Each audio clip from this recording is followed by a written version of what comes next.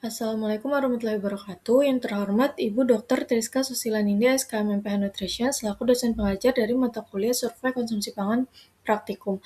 Perkenalkan, saya Kala Shifamula. Di sini saya akan mempresentasikan hasil dari laporan praktikum mengenai analisis diet quality menggunakan metode DQII dan MDDW. Yang pertama itu ada biodata responden.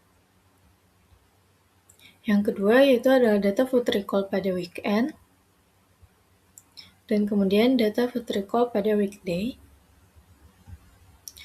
Selanjutnya itu analisis diet quality. Untuk metode diet quality yang digunakan pada praktikum ini yaitu ada dua, yaitu DQII dan MDDW untuk memberikan gambaran kualitas konsumsi yang lebih menyeluruh.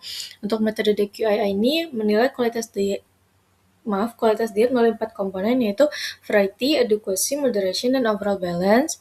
Ya, dengan data food recall yang dikonversi menjadi asupan zat gizi dan kelompok pangan menggunakan nutrisi survei.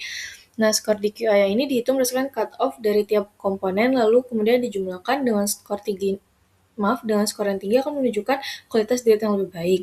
Sedangkan untuk metode MDDW ini menilai keragaman pangan berdasarkan 10 kelompok makanan, di mana setiap kelompok yang dikonsumsi akan diberi skor 1. Nah, total skor MDDW ini diperoleh dari penjumlahan skor kelompok pangan dan akan memenuhi kategori mencapai keragaman pangan atau memenuhi MDDW jika respon ini mengonsumsi lebih dari 5 kelompok pangan. Selanjutnya itu metode Dietary Quality Index International atau DQII. Nah, di sini pada responden sendiri memperoleh nilai DQII yaitu 78 yang menunjukkan kualitas diet cukup baik. Nah, untuk variety ini keragaman pangan antar kelompoknya terpenuhi, lalu untuk adequacy ini juga protein, zat besi, dan vitamin C juga mencapai standar kecukupan. Untuk moderation ini konsumsi lemak total, lemak jenuh, kolesterol, dan natrium ini berada dalam batas aman. Lalu untuk komponen overall balance ini proporsi makronutriennya cukup sesuai, tetapi rasio asam lemaknya ini belum ideal. Lalu untuk pola makan dari respon ini cukup baik, namun perlu peningkatan konsumsi sayur, serat, dan keberagaman sumber protein. Selanjutnya itu metode Minimum Dietary Diversity for Women atau MDDW. Nah, di sini terlihat bahwa responden ini memperoleh skor MDDW itu 5 sehingga memenuhi kriteria MDDW.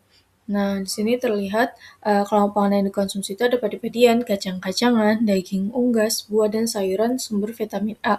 Untuk kelompok pangan yang tidak dikonsumsi ini ada nuts, produk susu, telur, dan sayuran berdaun hijau. Nah, untuk keragaman pangan dari respon ini sudah memenuhi standar minimum yaitu 5 kelompok pangan.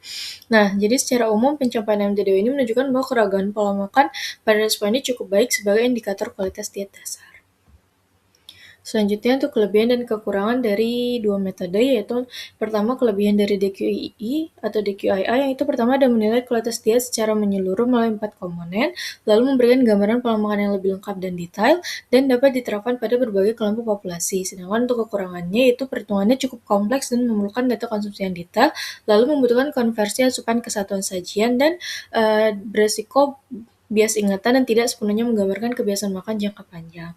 Lalu selanjutnya untuk kelebihan dari metode MDDW yaitu sederhana, praktis, dan cepat untuk perhitungannya, lalu hanya membutuhkan identifikasi kelompok pangan tanpa perhitungan zat gizi. Lalu juga metode ini cocok untuk survei lapangan dan penilaian awal keragaman pangan pada perempuan usia reproduktif. Nah, untuk kekurangannya dari MDDW ini hanya menilai keragaman pangan tanpa melihat jumlah konsumsi atau kecukupan energi dan zat gizi, lalu dapat memperoleh skor tinggi meskipun asupan pangannya itu sebenarnya rendah, lalu tidak cukup untuk menilai kualitas diet secara mendalam.